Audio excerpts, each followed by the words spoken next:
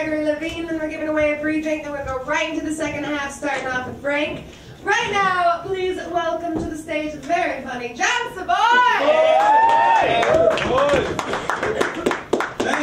Thank you. I hate to open with a plug, but next Tuesday I'm going to be appearing in New York City Municipal Court. Part D, 9:30 a.m. 16 months after I got arrested for obstructing vehicular traffic for marching on the Brooklyn Bridge. Not even a violation, so not even a ticket. It's like a $50 thing. They're sending me to a trial. I'm pleading insanity. I'm saying, Your Honor, the only reason I entered the roadway of the Brooklyn Bridge was that I genuinely believed I was a car.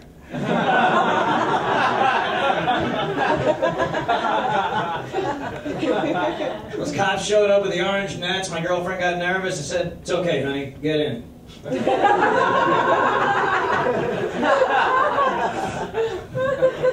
Can't flinch, you know, the fucking... I'm going to plead insanity, because you know what? That's the hardest thing to prove. They can't prove it, because I will disprove the entire mental health system, because it all goes back to the work of Sigmund Freud, a cokehead. How did a cokehead invent listening?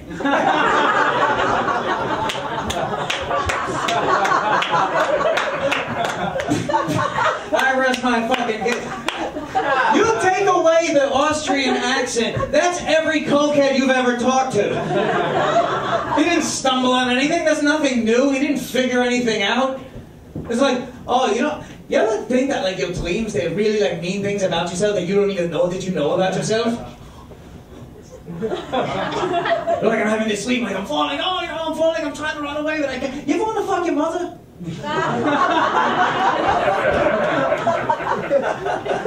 Never mind. Sometimes I just say what I'm thinking, you know. It's like 3 people. I don't know where that joke's gonna end. But this is gonna be fun. I think we're all gonna enjoy it. I don't think I'm that insane. I think they're, you know, I've been called insane. People are like, "You're insane!" That's how they tell me. They scream it at me. People scream. People are strange, man. But like, I'll just say, no, I don't think I'm insane. I just think that, you know, multinational companies that have no loyalty to this country or obligation to its citizens are stealing, like, the government of this country, that they aren't into... Hey, shut up! Put on your 3D glasses! Honey Boo Boo's taking a shit! It's like a big brown school bus! Hey, who am I? Indiana Jones! Sorry, you were saying? I don't know how that's gonna go down. I like the idea. I don't know why I'm doing the DVD commentary in the middle of the joke. But I never... You know, because I didn't write the middle. Figured it would come naturally. I just... You know, like I'm scared. I feel like, you know, these people who are just like total sociopaths are taking over our country, doing horrible things in our name, blowing up other countries, attacking... Hey, it's a Honey Boo Boo sex tape! You want to see 5 guys fuck a fat 5-year-old?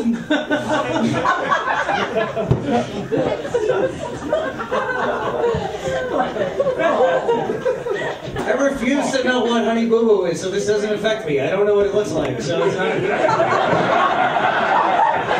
I was mad at Tim Shea for a month for telling me what Honey Boo Boo is. A month! People exaggerate, you know. People. There are a lot of people who make outrageous claims, like, you know, people associated with movements say things like, "You're a slave and you don't even know it." Then you're not a slave. First rule of slavery. That's the first thing they do, is let you know it. There's so many ways of letting you know it. There's no confusion. You just finish getting whipped for an hour. Can I go home now? I'm unclear how this works. No, you're like, the same people walking around wearing like Che Guevara t-shirts. Like, these would be the same ones who'd be like wondering if there's going to be a gluten-free bread line. Like, no. You gotta like read into the Wikipedia. You can't just, you know, like, I don't understand why that's even such a big deal. That's everyone's fear, is that there's going to be bread lines.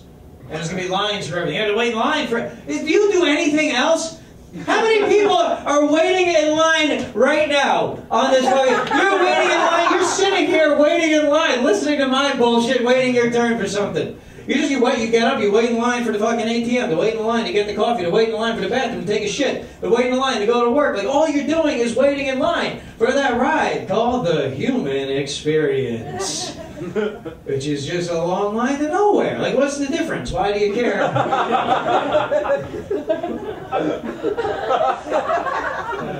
It's fucked up. There's plenty to go around with this too many fucking people. Like, it used to be, you know, you didn't have all this automated shit. Like, you didn't get everything instantaneously, but there were so few people. Like, everything took forever, but it was always your turn. Let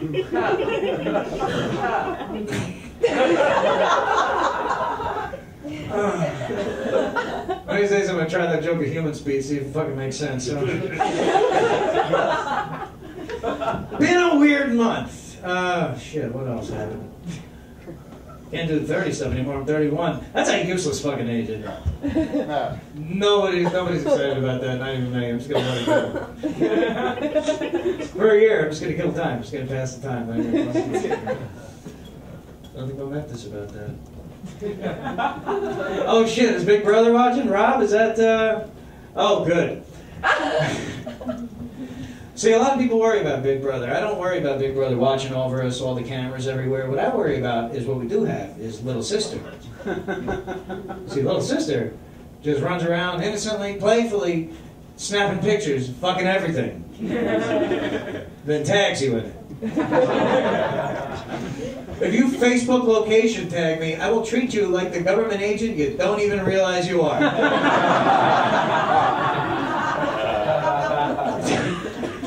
Don't put me in the system, man.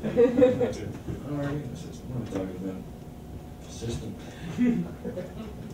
We're in trouble, right? Because there's no money. We don't have any money because we took our money off the gold standard. Like, our money's based on nothing. Everyone's figuring it out, and the money's based on nothing. The problem is we used to have our money tied to gold. You knew how much a dollar was worth because you knew how much gold was worth. Because fuck. All right.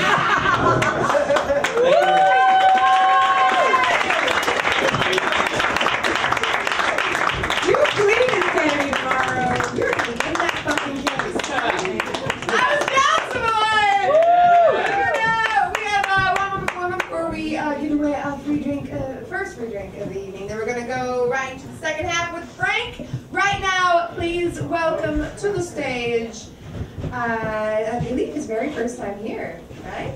Yeah, give a big fat warm welcome to Alex!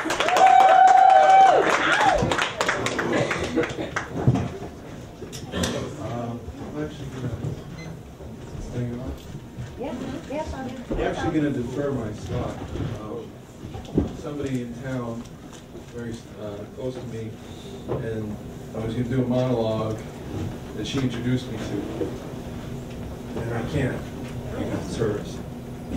So I'm going to let her come up here and do it, and it's from the last days of Judas Iscariot, and the character is Judas, and Judas has been in purgatory for a long, long time. We all know why, and Jesus comes down to talk to Judas. I'll leave it at that. Here she is, Ashley.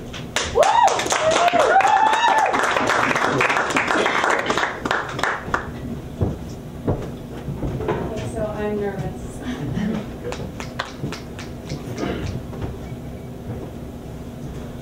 I'll tell you what I know. I watched you trip over your own dusty feet to heal the sick, the blind, the lame, the unclean. Any two-bit stranger stubbed their fucking toe. When some lowly, distant relative too cheap to buy enough booze for his own wedding suddenly runs out of booze, no problem. You just presto changeo, and it was fucking Miller time and old Cannon again, wasn't it, bro? But when I fucking needed you, where the fuck were you, huh? You forgave Peter and bullshit Thomas. You knocked Paul of Tarsus off a horse. You raised Lazarus from the fucking dead, but me? Your heart? What about me? Huh? You just... I made a mistake. And if that was wrong, then you should have told me. And if a broken heart wasn't sufficient enough reason to hang, then you should have told me that too. You broke me, unfixable, and now I'm here. And you want to know when you delivered your message differently? It was at the temple, Jesus. That's when. And you were beautiful there. And you left there 3 inches taller, and we all saw it. I loved you. That is all I did. And now I'm fucking here.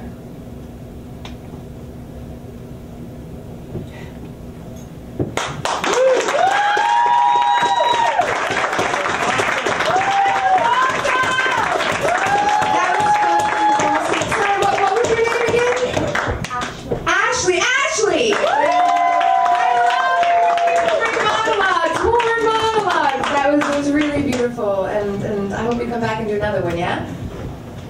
Yeah! She said, yeah! Alright, ladies and gentlemen, after the next performer, we're gonna do the then we're gonna do a preview. I don't know what I say. I just come up here and shout things.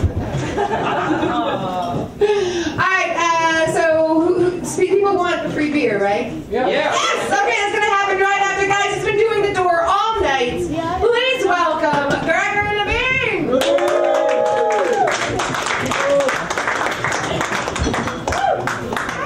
Yeah!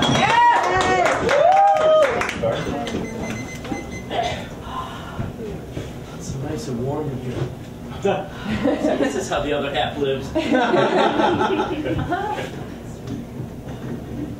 Because something's less worse doesn't mean it's great. It's actually kind of chilly out there. But, where was I? I really had nothing. I'm going to do Q&A, but I don't like the phrase Q&A because there's something, excuse me, just so generic about it. And after all, tonight's theme is viscera. So that familiar Y-shaped incision to those of you who watch forensic shows, there shall be some viscera displayed. Something else fascinating to say, it's all gone. Oh, my cough is back, which I'm glad. It's really not the same without it. I don't know if any of you have been, if you're all in America now, on the East Coast, but it's a familiar part of life to all of us. We sit at home and read and cough. And I think it gives me a suitably poetic, Byronic quality. It just adds to the general je ne sais quoi. With no further ado, if anyone has anything you'd like to ask a total stranger, please go ahead. I can't see any of you past the first row, so just shout out your question. You be the Fringe Festival? As a matter of fact, I am going to be in the Frigid Festival. Thank you for asking. Woo. Yeah, cool. Thank you. What's the scariest thing about doing this play that you're going to do? The scariest thing about doing the play that I'm doing? Well, the director, for one thing. I adore her. She's wonderful and brilliant and demanding. And her brilliance sets a height that we all want to reach. And, yeah, that. I'm playing... actually, you know what? That was only half an answer, because I think you know what the other half is. I'm playing someone who failed at a task for 13 years, and now it's the late 1700s, and he's facing himself and the general misery of his hopes that are dashed after 13 years, and trying to get into this character and imagine what it would be like 13 years from now if I hadn't accomplished anything that I set out to do. It's a little spooky. So I guess that's the actual answer. No, they're both the actual answer. Both of them. Are you scared that you're connecting too much to the failure? Nah. Not that scared. Not as long as I have my friend keeping company. Who's your friend? My friend, my ever-present hacking cough. I'm not being facetious. An amazing, amazing December. I won a theater contest on my birthday that ensures I'm going to have a show, a one-man show this summer. It's part of a theater festival right here in this space. Thank you very much. It was just a whirlwind. Went to see other people play and perform. Was here at Penny's Mic on Christmas and was the most amazing Christmas of my life. And the next day came down with a flu that was like as bad as anything I've had since I was age 6. And that has slowly mellowed into my friend that I'm going to have until the summer. That's okay. I sit there and I think my brilliant thoughts all night, write my ideas down and cough. Have you ever seen the movie The Browning Version with Michael Redgrave? I've always wanted to see it, but I have not. Might help you prepare for this role. It's a similar character. Really? Yeah. Excellent version. Thank you. Yeah. Thank you very much. Has anyone else here seen the Browning version? I guess now I'll be too.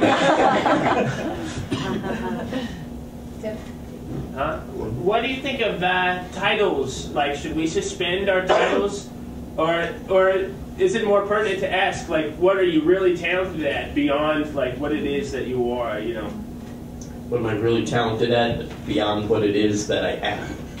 I'm not mocking. I'm not sure you mean vis-a-vis being a human being. No, I think there's something immediate that like you do that is like the essence of what it is you're really good at that couldn't be circumscribed by I'm doing a monologue or this, you know. Yeah. Well, it's probably my startling charisma.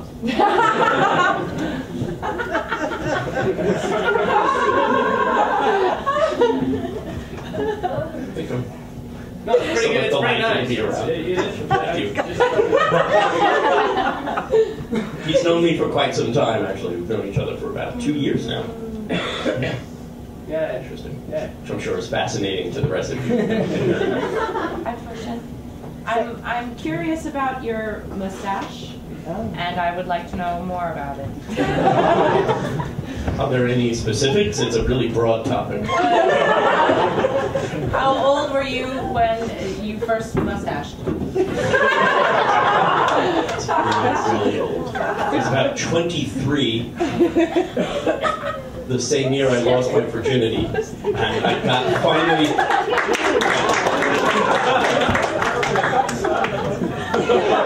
It was actually very special. And I finally got my bad teenage mustache at age 23 because they're very, very late bloomers in my family. But I didn't get all the rest of it until I was like in my mid-30s. Question. Yes, please. Was losing your virginity and gaining your first mustache a coincidence?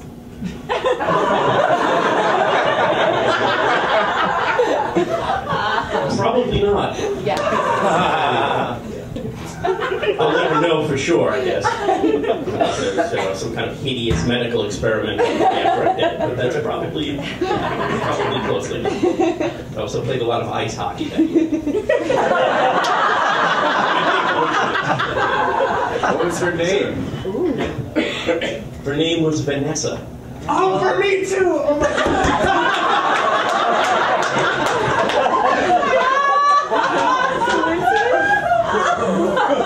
That's so visceral, you know? That is very visceral. Do you feel free in telling me her last name? Just curious. But she made it up. That was 7 minutes? Wow.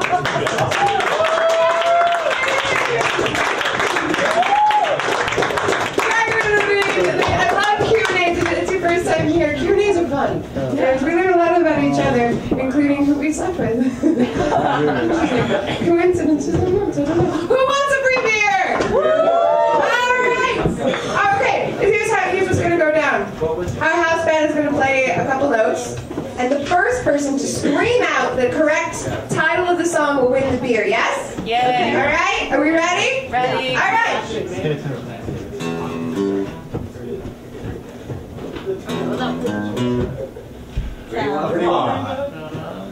I heard it. Who was first? I think Walter got it first. I Say it. forgot. First, did you say it? I don't know. What do you think? You didn't say it? I did say Showdown! Showdown. He doesn't want it? arm wrestle. We'll do it Arm anyway. wrestle. Be an arm wrestle. Yeah, arm wrestle. Should be an arm wrestle. What you saying? Is there going to be an arm wrestle? That's all I want to know. Or are you just giving it to him? Let's go. Arm wrestle! Guys! This is so unfair. Oh, here! Hey, that's just... Yeah. Oh, Walter! Winning the arm wrestling! That was the latest arm wrestle. We're going to have to work on this. No, I made them do it and mock them. You want a free beer, Walter? We're going to give away another one and a couple more people right now, guys. You ready for more stuff? More stuff. All right, we're in the second half, so on deck is Ricker right now. To start us off, please welcome to the stage, Frank!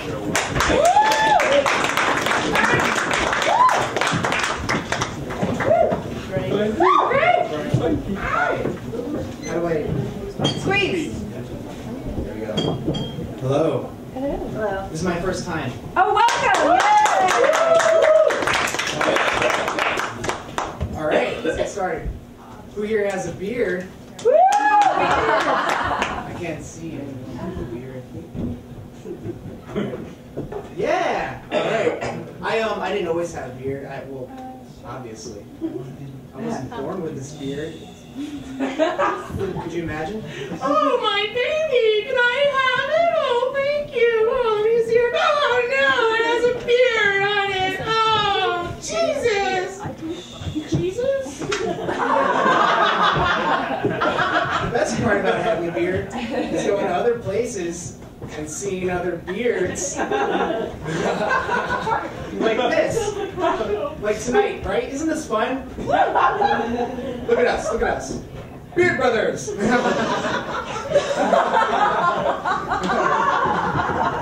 Ready? Pika Beard! Oh, you didn't do it.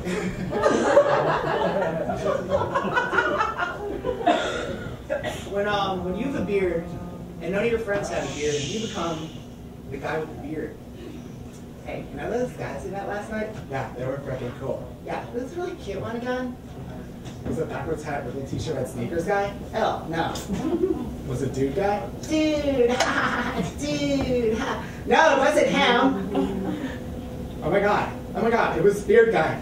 Beard guy! Beard guy, oh my god, loved him. Oh my god, loved him. He was like so freaking cool. Yeah, he was like awesome, right? Yeah, I loved him. Yeah, he was like sexy, right? Like delicious. Yeah, I was totally eating his beard. Gross. Why would you do that? Your dad has a beard. No, your dad has a beard. No, your dad actually has a beard. No, your dad exactly has a beard. No, your dad has a beard. No, your dad has one beard. No. Your dad has a beard. Your dad has a beard. Your dad has a beard. Your dad's hot. Ew. As I was saying, that's how girls talk to their dads. As I was saying, it is a quite a pleasure when you go somewhere and you have a beard and you see someone else and they have a beard also. It's like the same thing when two guys on Harleys pull up at a stoplight, right?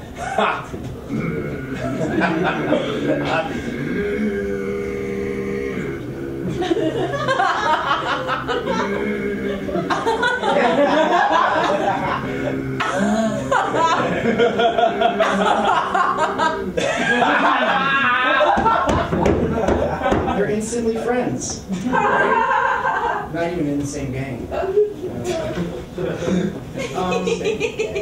But, you know, not all people can grow a full beard. Unfortunately. I'm sorry. So, you know, they make do with what they can grow on their face, right? Like, they have cheek lines, chin triangles. Like, I've seen, like, my buddy Larry, he can only grow hair right, you know, like, grow a beard right here. Right? There's only beard he can grow, and you can't grow this out. No one should grow this out. I just feel bad, because I know he's intimidated by my beardness. It's like the same thing when a guy on a Harley pulls up next to a guy on a moped at a stoplight, right?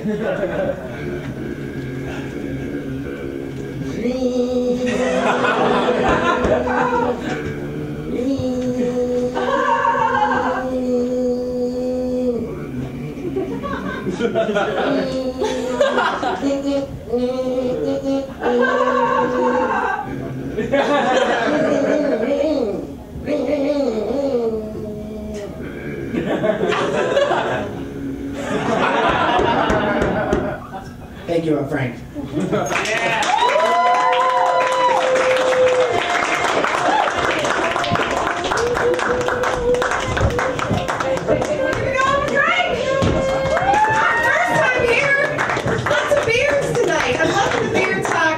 More facial hair expression in this room. I'm just saying. I like the term mustaching. I'm not living that, right? I know I'm looking at you. I'm sorry. Are we having fun? Fun. Yeah. Fun. Let's hear it for fun. Screaming loud noises. Ow! Howl into the moon. Can we howl to the moon? Ow!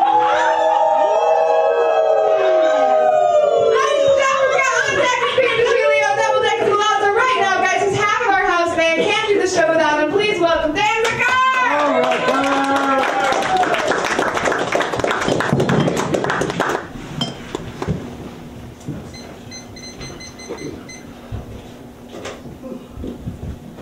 Hello, everybody. Yes. Nope. Yo.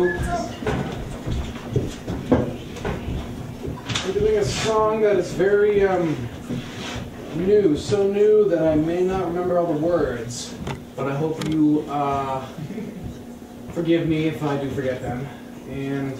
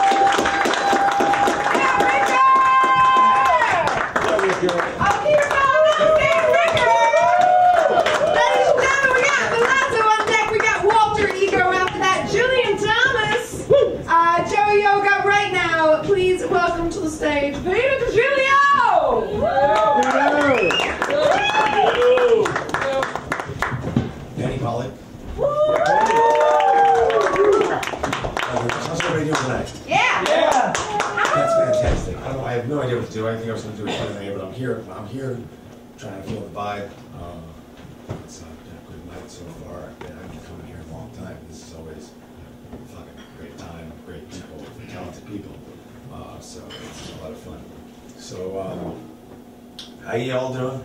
Yeah. Yeah. Fantastic. Let's do a Q&A. Yes, sir. When did you grow? How old were you when you grew your first mustache?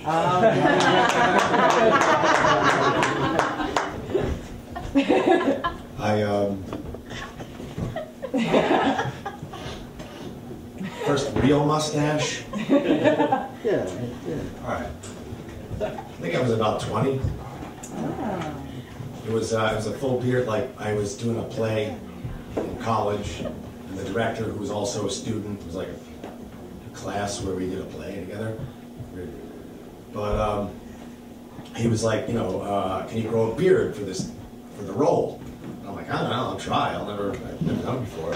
So I'm growing this beard, right? And I have this funny story, and it involves like doing a sort of a stereotype kind of imitation, but only because I don't know how else to describe it. I had in the dorm where I lived, I had this guy from Japan who was living next to me.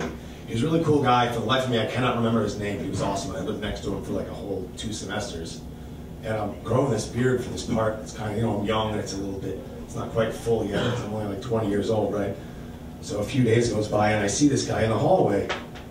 And I'm like, hey man, what do you think of the beard? Why do you grow a beard? I'm doing it for a part. I'm playing a part in a play. And he goes, what kind of part? Homeless?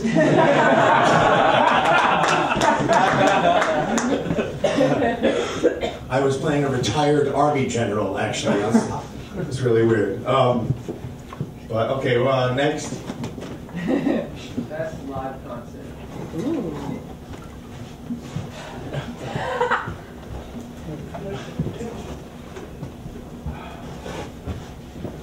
There's a term that I use to describe myself, and it's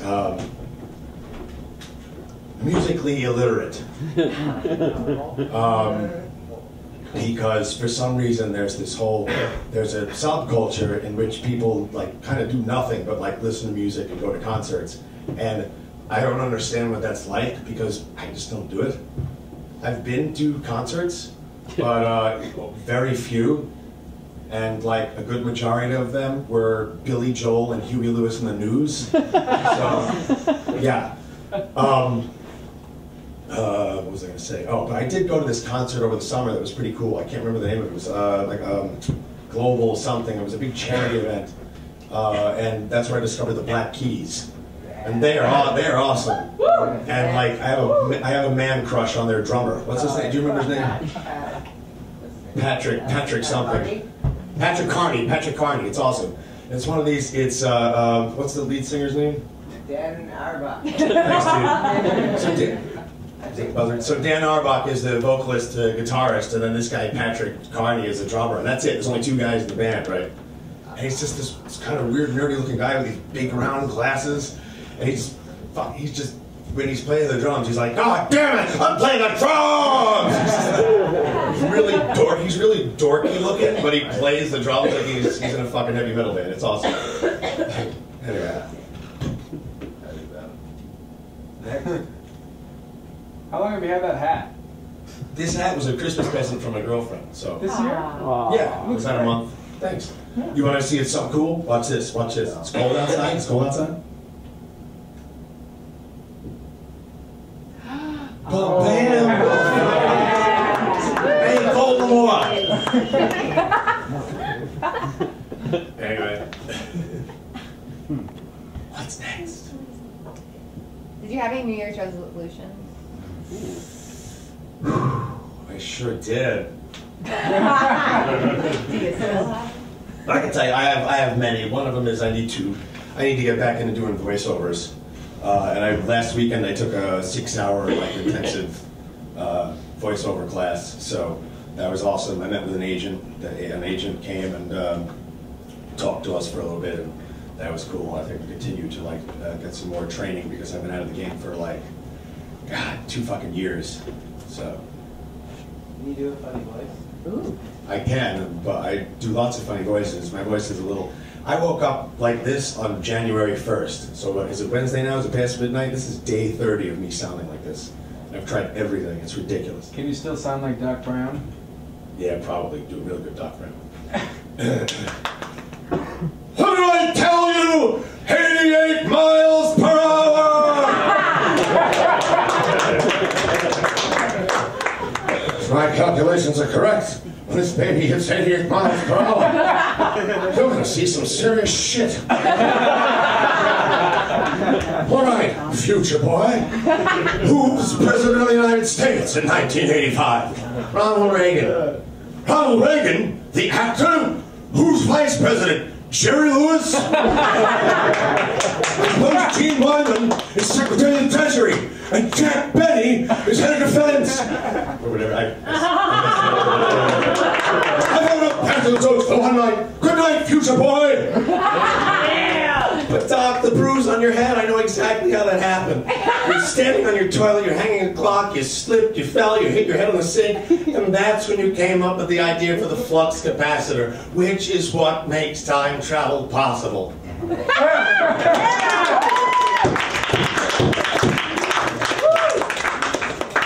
Doc Brown opens the door, he's still got the funny thing on his head. Cut to Lion Estates behind the sign, and he's about to show him the DeLorean, and he goes, "After I fell off my toilet, I do this." It's the flux capacitor.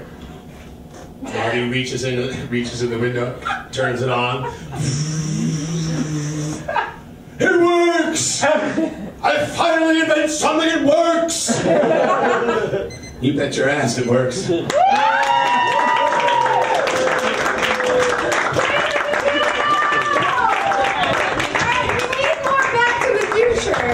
Obviously, I think I have actually used that as a theme once or twice. We may have a third one. That's Peter DeGilio, ladies and gentlemen.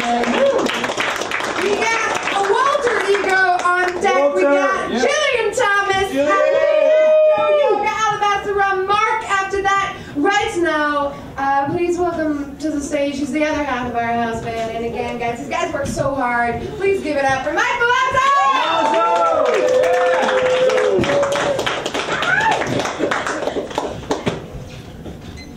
Hi. Hi, Mike. Oh, that's cute. Like that.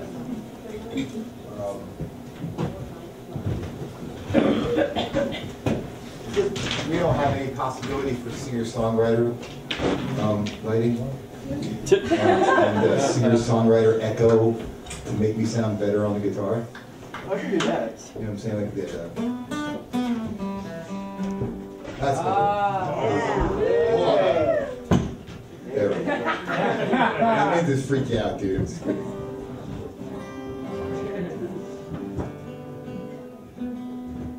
And so I was getting all ready for singer-songwriter stuff, and I'm not going to do a singer-songwriter thing. What?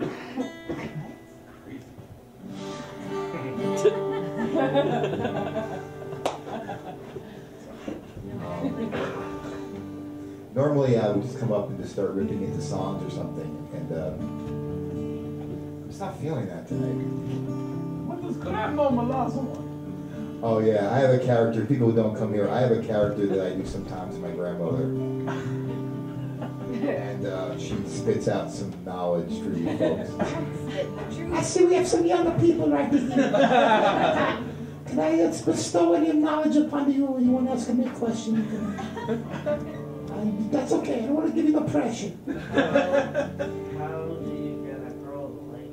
Oh, it's very simple. Just to be yourself. You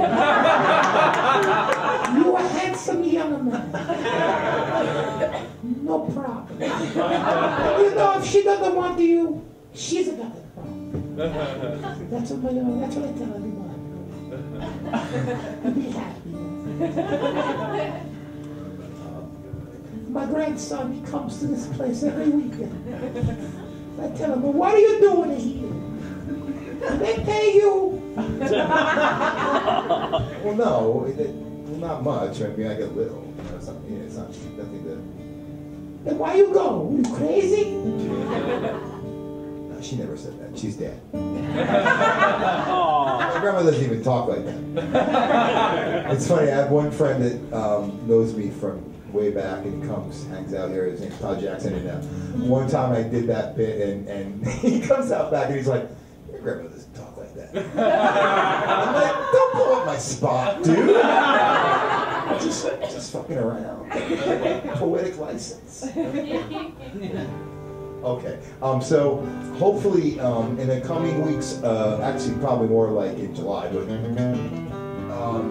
I'm gonna have a friend of mine come in from Ireland, and this guy named Tom Hanway, and he's a fantastic bluegrass player, and I'm hoping maybe I can even special guest us. And he's a really great player, and he taught me a lot of stuff, and I'm gonna do a song that he taught me. I don't know if I'll be able to pull it off. It's an instrumental one. Yeah.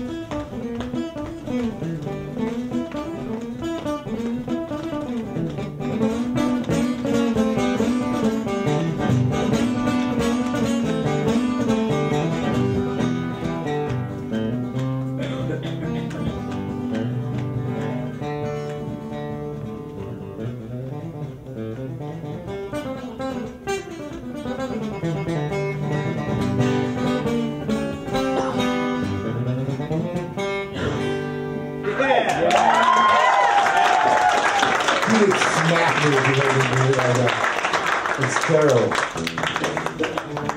Okay.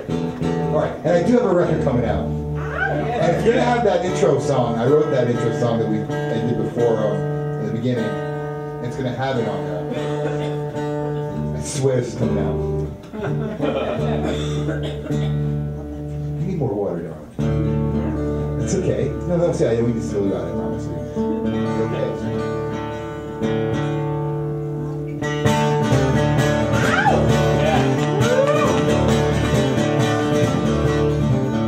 My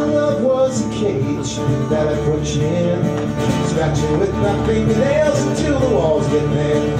Every word I say was like another bomb that wrapped all around you while you believed to the stars. It should have been gone, gone, gone. Yeah, it should have been gone. Should have been gone, gone, gone. Yeah, it should have been gone. My love was a cage. I never realized the things that I felt for you and locked you up inside. I had no inclination to do these things to you, but now that I see the truth, I guess that we are through. It should have been gone, gone, gone. Yeah, it should have been gone. Should have been gone, gone, gone. Yeah, it should have been gone.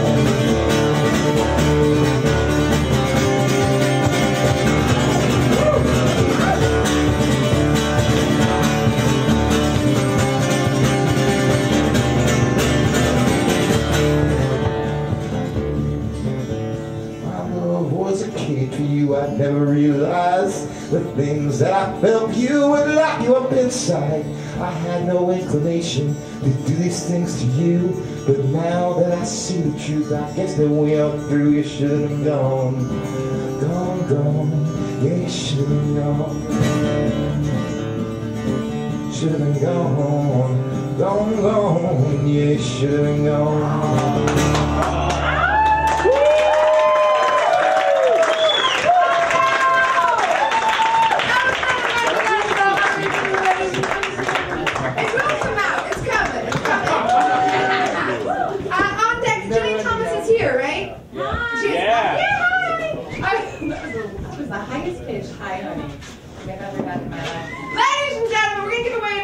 Very soon. People still want one? Somebody? Woo! Yes, someone will. 2 people want one. So another way. They can arm wrestle. They can arm wrestle. We can do that. That'll be beautiful. All right, guys. We got on deck is Julian Thomas. Double deck is Joe Yoga. After that, Alabaster Rum. Mark, you still here? Mark? Yeah. You are? Awesome. You're after that. Right now, ladies and gentlemen, welcome Walter Ego!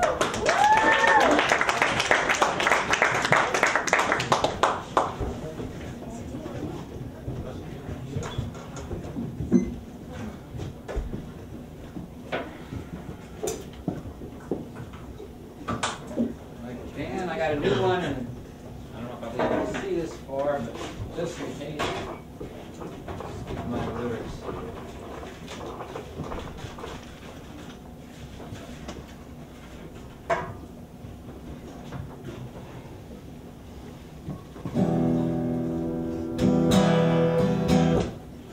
First, I'm going to talk a little bit. And I'm going to talk about write about what you know, not the theme of today, but write what you know is an old adage for writers. And I think almost everyone here who performs probably writes their own stuff. Some of you do songs, some poetry, and comedy, all sorts of writing. And that adage is one of those adages that's great advice when it's right, but sometimes it's wrong. I have some favorite songs of mine that completely violate that principle. Like there's I'm older than you guys, so hopefully some of you get these, know these songs, but there's a song by David Bowie called Space Oddity. Some of you probably, excellent, and you're young. Yes. Write what you know. Now, these days, David Bowie's probably rich enough he could get himself a seat on the Soyuz or on a commercial spaceship and go up in space and come back down, assuming that the circuit's not dead and there's not something wrong. He could come back, sit down, write a song about being an astronaut. But 1969, when he wrote that song, had David Bowie been in space? No, he had not. Another example from around that time, there was a band called Creedence Clearwater Revival. You probably don't know that. Wow, I'm very impressed. The guy, the singer and writer in that band, and guitarist John Fogerty from Northern California, wrote all these songs about Bayou country. He had never been to the Bayou. He could not remember the 4th of July running through the Backward Bear. He could not hear his old hound dog barking, chasing down a hoodoo there. He was not born on the Bayou. But he wrote that song anyway, a great song. And one other advantage, now if you know this, Cloud Busting, Kate Bush, 1985. You only like older songs, right? This is a song written by a woman at that time, probably in her late 20s, in the guise, she's writing from the vantage point of like a 10-year-old boy. It's a real story. This kid at the time when he was younger, his father invented this crazy machine, which the purpose of it was to gather sexual energy from the atmosphere, and then in a concentrated form, he would give doses of this energy to his test subjects, and their libido would go through the roof. However, this thing it was a complete fraud. It didn't work. But she sings this song from the vantage point of this 10-year-old boy, Kate Bush. You can tell by the name, was never a boy. Anyway, in that spirit, I am not a train operator in the New York City subway system. Nonetheless, here's a song I might have written if I was. 12, 9, men under. Google says I have to go and look. I am afraid of what I'll find. Oh, he jumped, I saw his face. Laughed at me after he landed. I think he changed his mind. It's not my fault. It's not my fault. It's not my fault. I couldn't stop the train in time. It's not my fault. 12, 9, men under. Now I've reached the fateful spot. It's worse, much worse than I imagined it would be. Before I turn away, I see his face. What's left of it? Now that aftermath is all that I can see. It's not my fault. It's not my fault. It's not my fault. I couldn't stop the train in time. It's not my fault. We get 3 days off, then we get back in the cab again. But when we need more time, they do not force us then. It's been 12 months, not now and when.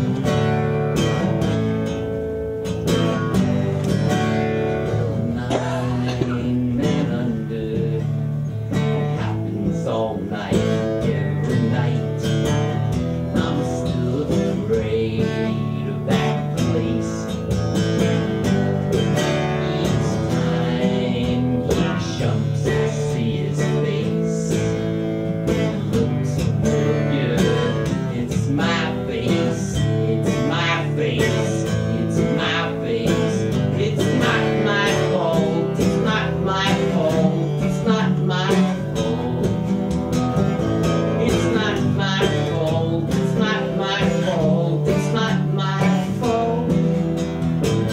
I couldn't stop the train in time. I couldn't stop the train. It's not my fault. It's not my fault. It's not my fault.